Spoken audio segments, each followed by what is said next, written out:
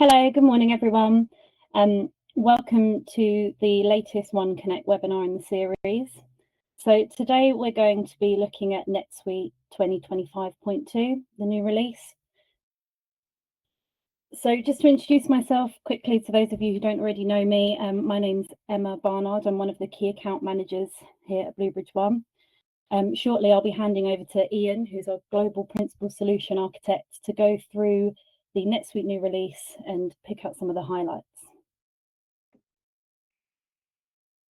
So just quickly on the agenda, as I mentioned, we're going to go through the new release approach and how us at Bluebridge One approach every new release and find those key highlights for our customers.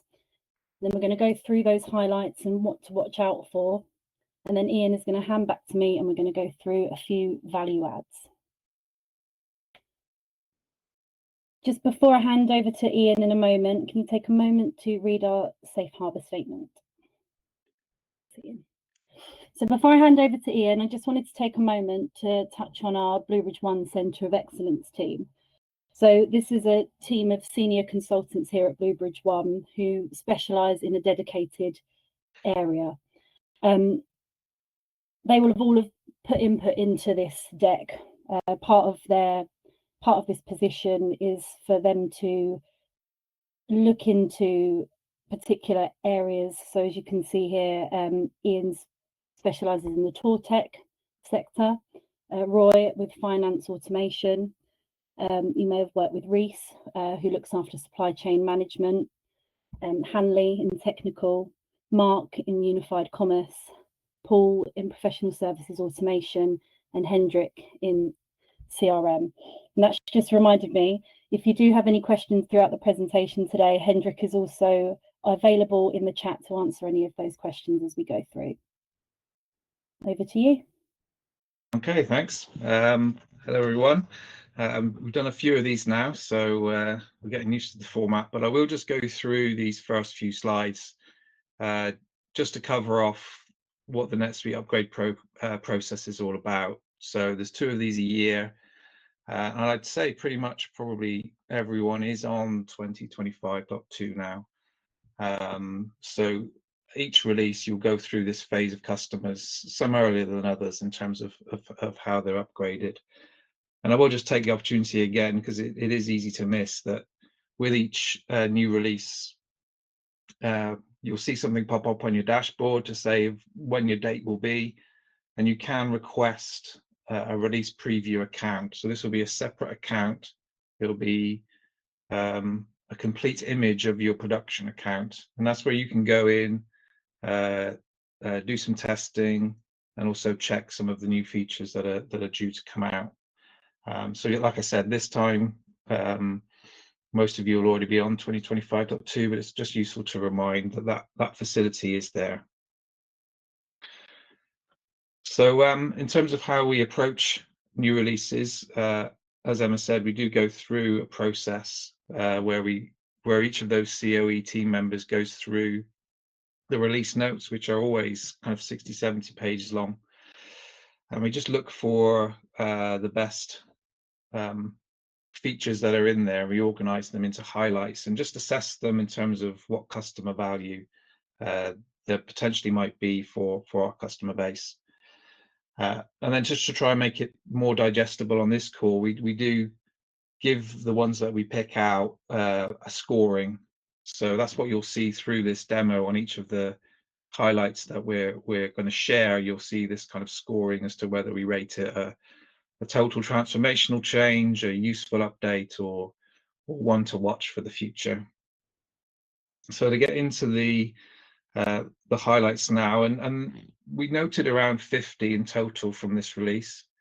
We picked out around 15 that we feel are of particular interest. So certainly the ones that we show today, there's a lot more. If you go in through the release notes, you'll see a lot more in there, but we just feel that these are the highlighted ones. And this is just a quick summary of the topics that we're going to cover, the sectors that we're going to cover. Okay, so to get into supply chain enhancements, first one is the earliest availability pop-up for kits. which will, for salespeople, this will kind of, as they're entering transactions, will just give them a lot better visibility of availability of kits, whereas previously you could only do it for inventory. So on a transaction now, appreciate that's very small. You'll see highlighted in that red circle, if you put a kit on a sales order, for example, you'll see this early availability icon now available, which if you click it, will present you with a little pop-up screen where you can adjust quantities and supply required by date. And as you can see on the bottom right there, the earliest availability date, that will consider all of the components of that kit. So if you had 5 or 6 items in that kit, then the date you see there is when all of them, the earliest date that all of them will be available. And currently, actually, this transaction is the only way you can kind of see this information for kits. There is an earliest item availability screen, but that still excludes kits. Whether that will come in a future release, kind of hope it would, but we'll wait and see if that does happen, because that will just make it a bit easier. But at least now on a sales order for kits, you can get some clear visibility that you can feed back as you're reviewing the order. So then the next one is a small one in some regards. It's just an extra field on an item record under the purchasing inventory tab. One thing to note, because I couldn't find it, on your forms, this will be default as hidden. If you're using the supply allocation feature and got it enabled, you still won't see this field. You have to go into the form and actually tick it to make it visible on the form. That was one thing that confused me for a little while. So this is a good addition, even though it's just a new field, because previously you just had like a global default for your allocation schedule, or you could set it against a customer. And I could never really see, some good use cases for that. Because to me, thinking of inventory optimization, you almost can categorize your items in terms of an allocation strategy. So that's where I see this as being a big benefit, because now you could set your allocation maybe based off of kind of lead time categories or certainty of supply. So you can optimize your inventory without any risk of a customer losing out on an allocation due to a delayed PO.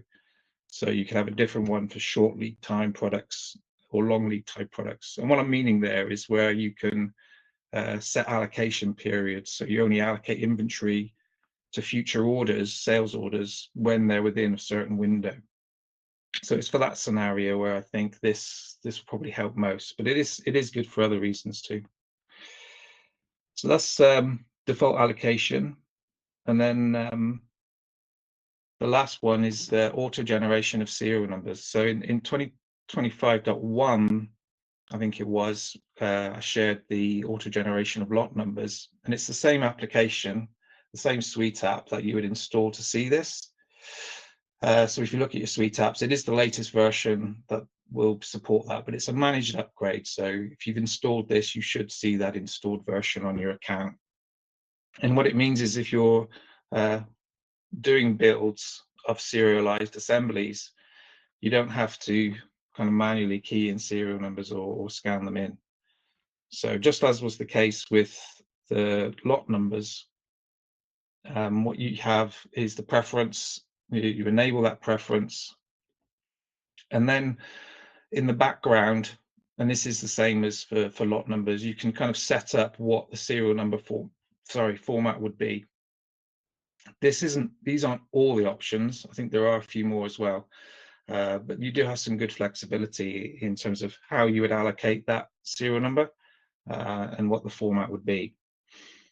And then from a handheld perspective, this is what the user would see on the manufactured mobile app. So they'd have a work order, they'd have the quantity, and you can see there that the generate new serial number box is grayed out because the serial number or serial numbers are just going to be generated for you.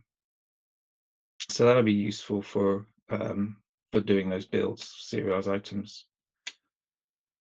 And then another one which again, I think we've seen this as a trend in the last couple. So we're seeing more functionality that's on maybe on the WMS side being available for work orders, as well as sales order picks and things. So this is just adding bin blocking from a work order. So if you're told to go and pick something from a certain bin, you turn up to the bin, and then you can have a button there which reports the issue, which will just make it easier for those operators to kind of highlight an issue without having to go and look around for things. So there were, as always, in these releases, there were quite a few WMS and mobile app enhancements. One I've not added here, but maybe just worth a quick mention, is bulk pick assignments. So with the bulk pick assignments, you can now do that by item group, which just gives some nice flexibility. And as well as that, over the last year, there's been a number of features which are more of interest for us internally, because they open up kind of more customization opportunities. So on the WMS and the mobile app side, there's been quite a raft of changes in the last 2 years, I think. And that's something we're thinking of doing as a future One Connect, just to bring everybody up to date, because there's been so much change. It's easy to fall behind and miss some of these improvements. So that might be something we do in the new year. Okay, so to move on from supply chain onto accounting, this again is something that's featured in the last few upgrades, is changes. Oh no, sorry, this is Cash 360. So yeah, the Cash 360 suite app, that has been again around for a little while, and a new improvement in this release is looking at order billing lead times, which took me a little while to get my head around, but it is explained. And even though if you look at your Cash 360 dashboard in preferences, you'll see these options for putting in lead times. What NetSuite will do in the background is do a calculation for each customer and supplier, and it will do that each day.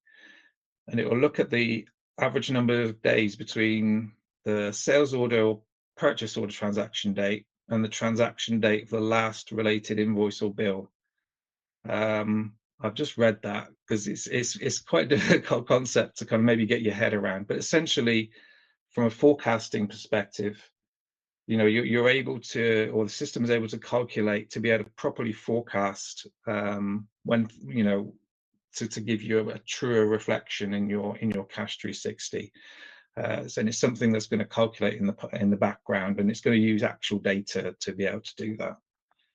So that'll just give a bit more validity, I think, to the 360 dashboards. And then the next one, which is a good little suite app, is the account matching suite app.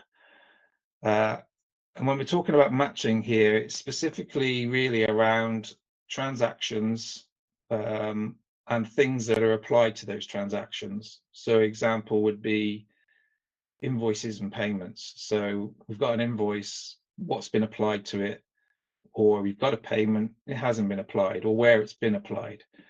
And for some of our customers, this can get quite complex, especially where if you have multiple different payments to invoices and also refunds and credits to manage. So this page really just gives you that overall view of what that looks like. And so it's a little standalone app, so it's actually worth just installing it just to see how it looks. So if you go into the Suite App Store, you'll see this account matching report app. You'll install it, and then you'll see that as an option to go in. And as you can see, there's some filters there, and then you can just go through and just see how things are applied. So it is worth a look from that perspective. One final one for accounting is just NetSuite EPM, which is a suite of enterprise performance management. It's a suite of apps. For the new release, really, there's some improvements to the integration side of it, but it is something that is you'll see coming up more and more, maybe through some emails and articles around NetSuite. And the suite of apps it's talking about are things like the old Hyperion around planning and budgeting. There's also account reconciliation and financial close manager, narrative reporting. So all of these are components of this EPM. So EPM is kind of the platform, and then each of these modules sit within it and work together. And we're looking at these, the finance COE, sorry, is looking at these just to understand them more, and also to look at them alongside other third-party options that are maybe more suited to smaller businesses, because what we're finding is a lot of these things aren't just for the big companies anymore. The need to do these is coming down to the smaller companies, and so we need to see how we can address those needs for our customers that are maybe not on the larger side. Okay, so move on from accounting now. This first one here is the NetSuite tier dashboard, and it's an important one to know about, which is why I've included it here. And I think in this release, the NetSuite have made visibility of tier usage a lot clearer. So now, if I just expand that out, underneath setup company, quite far down the list, underneath the NetSuite account information, you'll see this option now for service tier dashboard. And if you click on that, you'll just get a summary of where you are within your tier. So you'll see the rows there for cabinet size, users, and transaction lines. And this will just give you a very clear view of kind of how close you are to the limit of your current tier. So it'll just help understand where you are, and if you feel you need to take any action. So it just makes it a lot clearer now, which is good. Sorry. Then the next system and admin one is around multiple user sessions. So you can now log into, whereas before you could just log on to one device at a time with your username. Now you can log into multiple devices. And I was trying to think of where this would be particularly useful. I mean, example I thought is maybe a warehouse manager could stay logged into their desktop app, but also walk around with an iPad logged into still the same kind of full NetSuite, so they can carry around and use both devices. So yeah, it's both devices and browsers you can log into, which yeah possibly has some useful needs for some people. And then the final one is I've put a little alert on it, but it's nothing that needs action. I would say they just recommend action. And this goes back to some changes that were made in 2025.1. And the changes were around the permissions for the portals, the ones that are listed there, and also some of the users. So what they did in 2025.1 is change some of the permissions available to those groups. And what that means is if you've got any custom versions of those, you might have an unsupported permission on that custom version. So what NetSuite have done is they've added an unsupported permission column when you look at your permissions, and so if any of them are there, then you'll see it.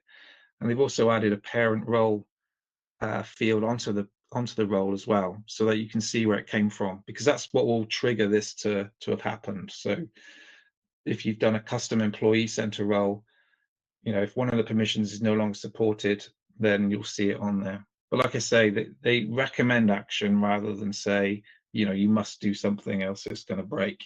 But it would be worth reviewing these roles in your system, or custom versions of them, I should say, just to see if you do have any unsupported permissions on there.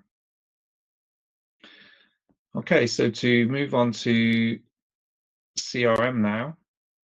And yes, so Customer 360, this is the one I mentioned, has popped up on our highlights for the last few times. And it's here again because there is new functionality.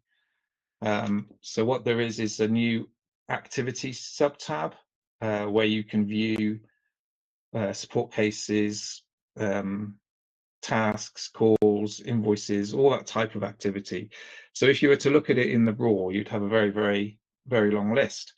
And so what you will see there is a couple of filters that you can come in. So if you were to just want to look at invoices, you can go in there and just look at invoices. Similarly, you could look at calls, messages, etc. So that activity view is quite useful, especially with the filtering. And also on some of the other tabs, they've added links to workbooks. So that's a way of kind of drilling into the data that you're seeing on the 360 dashboard, which is good. I mean, one thing I will add as well is that we have done some of our own charting, which you can put on entity records, either suppliers or customers, which is a bit more flexible, because the one thing I've mentioned probably in the last few releases is that this information is useful, but it isn't customizable. So what you see is what you get, and that's all you get, kind of thing. And in a future One Connect will probably show that an example of that charting that we've done as an alternative to, or it's a supplement this, maybe I should say. Okay, the next one is a useful thing, is around near match duplicate detection. So that's going to improve data management and to pick up any errors in spelling. So previously, before this, you could have had two companies on the system that were the same, but maybe there was just a small spelling error or something in the company name or email address. Whereas now, by enabling the near match detection, this will give you the ability, or give the system the ability to check for these near matches and highlight them to you. So it will just broaden the reach of the duplicate detection functionality. Okay, so then the last one on here is CPQ. So this is the first release where we've really seen CPQ appear on the release notes.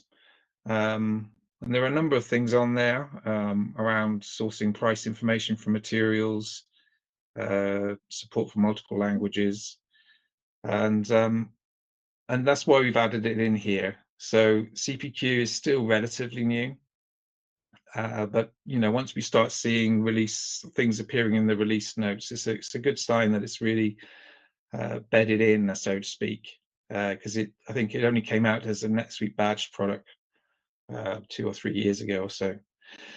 So yeah, so as a module, it is useful. I think it's important to understand the level of setup. It looks very pretty, but that takes effort, as you can imagine, to understand what works with what and what sizes you can use with what sizes. So there is a lot of configuration there, but it can drive, if that effort is significant, but you can gain from kind of a quicker sales process, but also upsell. That's really where the benefits can come in. And one thing extra that they have mentioned, but there's not kind of full details about it, is that they are, before the end of the year, going to release a CPQ AI assistant. And from what we know so far, we think this is more not like a back-end assistant that's going to help with what can be configured. It's more for the kind of the front-end salesperson view, so to help guide them through some complex configurations. Don't have a lot of information, but it's probably a good point to just highlight that SuiteWorld is kicking off next week, and we're sure that there's going to be a lot of focus, and this probably will be one of those points. And even if you're not going to SuiteWorld, you can register for Open Air, which will at least give you access to the keynotes, where you can kind of see the main things that are coming up in next year. Okay, so now on to the admin notifications. And we're just repeating the top one because the horizon for that's coming closer. Notifications went out for that, I believe it was around this time last year. But it's just to kind of highlight again that support for that NetSuite.com will be removed in 2026.1. The second point here is on the OAuth 2 features, and this isn't really an alert, I suppose. This is quite good because these are extra features that are being released. The first one being email notifications. So you can receive a notification for certificates that are about to expire, and this is on kind of integrations. And secondly, you can change the validity of a refresh token. So if you are kind of in part managing some of your own integrations, then that just gives you a bit of flexibility and also certainly some notification on things that are happening. Okay, so then the next one is a much bigger one, but probably to open up is to say is to not to panic. This isn't happening straight away, but there is now a roadmap for ending SOAP support in NetSuite, and they've shared a plan, and that's what I'll just quickly go through now. So the first thing is maybe to understand if you are impacted, and you can go into the SOAP web services usage log through the menu system, and you'll see this little screen here. And basically what I would do is I would maybe put the start date back to the beginning of the year or something like that. If you don't see anything listed, then you're not using SOAP. Where you might see SOAP is if you've had custom integrations made, or if you're using a third-party application, because they might have their integration for that third party might have used SOAP rather than the more current technology, which is REST. And certainly from a BB1 perspective, REST is really what we use. So SOAP is being phased out, and you'll see this on Suite Answers, this article. So they'll be ending support. So any new features in NetSuite won't kind of automatically then be available to SOAP for SOAP to use. And then from 2027.1, really what they're saying is any new integrations must use SOAP, must use REST, sorry. But as you can see, the actual drop dead date is 2028.2. So there are a few years to go, but it would be good to just at least find out where you might be impacted, just so then you can ask, probably most likely a third-party provider, what their plans are to transition, just so you can see it on your roadmap and understand, what that will mean, what impact it might have, even if it's just having to retest. That will depend on the provider of the integration.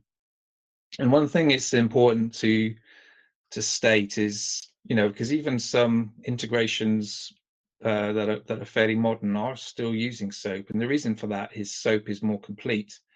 There are some things that the REST process of integrating still can't do.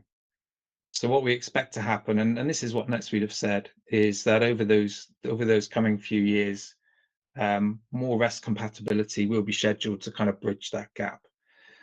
Even if there are a few things that are left over, there will be a way forward. There will be kind of restlets that can be scripted restlets that can be built to kind of bridge that gap if there are any that are remaining. And again, that's what the providers of that integration should let you know. So yeah, so it's like I say, it is a few years off, but it's certainly one just at this point to understand the potential impact to your business. So it is worth going on to that page that I just showed you, just to see if you do have any active SOAP integrations. Okay, so that's the final slide in terms of the 2025.2 release. So I'll just hand back to Emma now, just for a few other topics. Great, thanks, Iain. Yeah, so I've just got a few slides here that I want to go through just around, I've called it value adds, and hopefully you'll find some value in what I'm going to go through. So anyone that's joined these webinars before, I have mentioned this before, but I think it's worth just highlighting again that NetSuite does now have 3 additional user types that are available to all NetSuite customers. So that's the CRM only user, ideal for your sales and marketing teams, the NetSuite WMS user, which is ideal for your warehouse functionality, and then the view and approve user. So this would be suitable for executives, auditors, and anyone that's needing to approve approval access. Now, this is relevant really if you are looking at moving new teams into NetSuite. Also, potentially if you're coming up to your NetSuite renewal and you want the opportunity to review whether all of your current full users need the access that they need. So if you do have any questions around this, feel free to reach out to myself or Esther if she is your account manager, because we can assist going through this. Great, thank you. I also just wanted to take the opportunity, because I'm having this conversation a lot more at the moment around the ways in which customers can upskill in-house, so NetSuite admins and end user upskilling. And one of the options that are available to customers that I think is overlooked quite often is the learning support pass. So you may not be familiar with this, but the Learning Cloud Support Pass is a subscription-based training platform that can be purchased and is available to all of your NetSuite users. So traditionally, this used to be a single user pass, but now they've made it available for all end users. So just a few things I really wanted to highlight about the pass that you may not be aware of is that there is a full range of courses. So it's not just webinars and quick courses. There's also support for if you're doing NetSuite certification. So there's prep material and reference material. You also can get access to demo environments as well via the pass. It also can be role-based, so it's not difficult to navigate if you are not necessarily in an admin role, but if you're in another role within the business and you just want to upskill in a particular area, it's really quite straightforward to navigate. One thing I would also highlight is there are levels of the pass, so standard, premium, and enterprise. With the higher levels of the pass, you do also get access to a training advisor, and I've seen this has been really beneficial for some of my customers because they're one-on-one workshops with a training advisor who can go through the pass and go through the courses and really make recommendations based on your business and where you potentially need a little bit more support. So I just wanted to take the opportunity to go through that with you guys today. Great, so before we wrap up the session this morning, I just wanted to go through a few key takeaways that we've picked out from what Iain discussed earlier. So the supply chain, supply planning enhancements. I think it's been a little while since we've seen this level of enhancement in that area, so that's really positive. One thing I really wanted to highlight as well on here is around the finance matching tool, that Suite app. That is actually a free Suite app that you can go in and download. Any areas, anything from this webinar today, if you do feel that you need support with it, please feel free to reach out to us, especially around that SOAP phase out. Potentially you may have some more questions around that and how you transition to REST. Those are all things that we'd be more than happy to advise you on. So as I mentioned, please feel free to reach out to myself or Esther if you do have any additional questions. We will be sending out a recording, and if there have been any questions in the chat today, we'll include the answers to those as well. And then just to save the date, so we've got our next webinar and our final webinar of 2025 on the 6th of November.